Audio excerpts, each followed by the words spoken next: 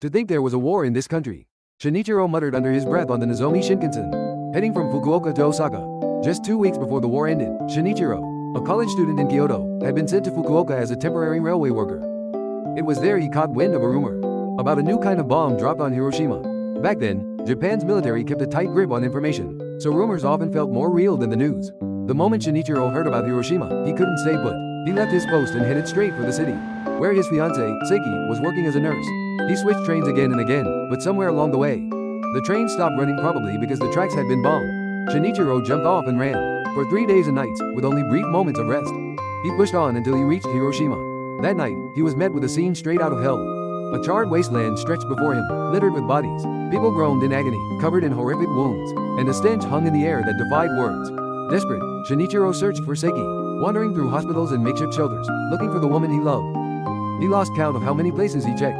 Exhausted and dazed, he was walking among rows of the gravely injured when his foot brushed against a white canvas bag, blackened by fire. The surname was too scorched to read, but in hiragana, the name Sakie was still legible. In an instant, hope surged through him. He looked down at the girl lying beside the bag. She was covered in severe burns, wrapped in rough bandages. Her face was swollen and red, nothing like the fair-skinned Sakie he knew. The girl stared at him, her eyes locked on his. She was barely clinging to life, but she kept looking at him. Sakie. Shinichiro stayed by her side. Hang in there, I'm right here.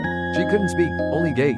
Shinichiro, barely sleeping, kept giving her water, determined to keep her alive. A few days later, about a week after the war's end, a voice called out behind him. Shinichiro. He turned to see Sakie standing there, dressed in simple work clothes. You? Shinichiro could hardly believe it.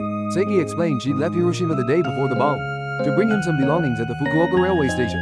By some miracle, she'd escaped the disaster. Come on, Shinichiro, let's go back to Kyoto. The war's over. But Shinichiro shook his head. I'm sorry, I can't. Why? You don't even know her, do you? She's all alone, no family, no one. She's suffering with those awful burns. I have to help her. I feel like God brought me here to save her. Please, try to understand. Sakie didn't know what to say. She turned and left quietly. Shinichiro thought she'd gone back to Kyoto.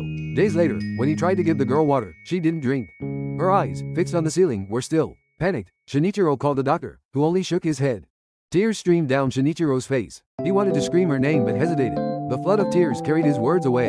Sakie, Sakie, Sakie. As Shinichiro sobbed, someone watched him quietly. It was Sakie, his Sakie, who hadn't gone to Kyoto, but had stayed, helping care for the wounded. Let's live long for her, Sakie whispered as she sat beside him. The Nozomi Shinkansen pulled out of Hiroshima station, picking up speed as it raced forward.